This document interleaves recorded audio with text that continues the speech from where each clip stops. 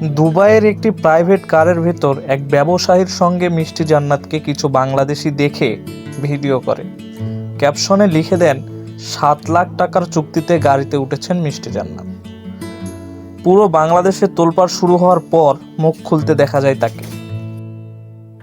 গণমাধ্যমের তথ্য অনুযায়ী তিনি বলেন 127 জনের বিরুদ্ধে নেবেন আইনি ব্যবস্থা।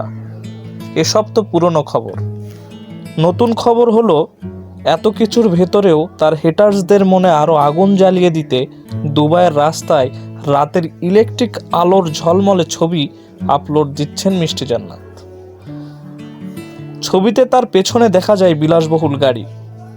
নির্ভয়ে আবারও কিছু নেটিজেনদের মনে প্রশ্ন, মিষ্টি জান্নাত আসলে কি করেন, এত টাকার উৎস কি? এরকম কিছু কমেন্টে ভরিয়ে দিচ্ছে তার সোশ্যাল মিডিয়া।